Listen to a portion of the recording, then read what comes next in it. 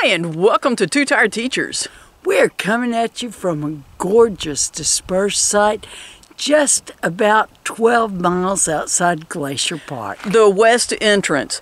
And one of the things we absolutely love about this particular dispersed site is we are just off of the little highway that runs by here. We're also about 12 miles north of Cedar Falls. And so Columbia Falls, that's the one. So if you need gasoline, you need to refill propane, you need to do laundry, grocery, there are a couple of grocery stores there, I think. And so there are some services that are not too far away. This place is very quiet at night. And I believe that one night there were about 15 of us in here, but yes, you can see this is a huge area and will accommodate a lot of RVs. And we have been perfectly level. And guys, we got to tell you, we drove through a couple of the campgrounds over in Glacier.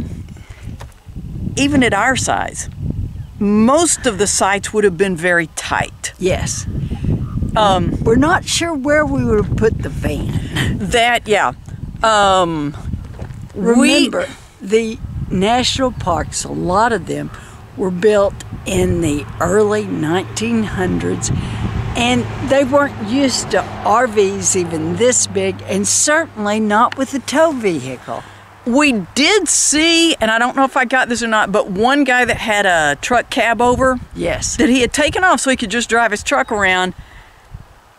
He was squeezed in that site. Yes, he parked his truck beside the cab over. But many of the campgrounds though there were only 2 campgrounds open. Yes, on the west side. On the throughout the park, I think. I'm not sure. You may be But right. I know that one of them, as we're driving through, said it closed at noon on September 28th, which is just a couple of days from now. So, we are so pleased with this site, and it was so easy to get into. We did drive past another site that is like down on the river, and I had looked at that as we were coming to this area, and I will just tell you, the road going in, I don't know if we could have made it in just with the van without towing. There were people down there, so they had, but I mean, the chug hole looked like it would swallow. I mean, you could bury somebody in one of those chug holes. And from what Sharon that I think of that.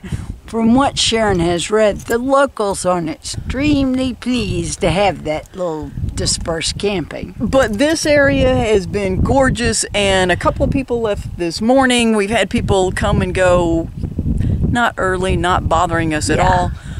And one of the nice things is, we have heard some people with generators. That's fine. We get it. We used to not have this much solar. But we're spread out enough. They're not immediately next to you. Yeah. And there are a number of little nooks that you can go down if you want to be a little bit more secluded. I would show you some people in those, but those people have left. But we are very pleased with this spot. It has gorgeous views. You can see the pines behind us. There are mountains covered in clouds in front of us. We don't have many mountains, and we never see not where clouds. we see them. But anyway, if you're looking for somewhere that you're not on top of, we want to be honest about that. You're not right on top of, and you have Glacier no amenities. National Park. But this is a spot that we are very pleased with. And so we just thought we would share it with you. Thanks for watching Two Tired Teachers.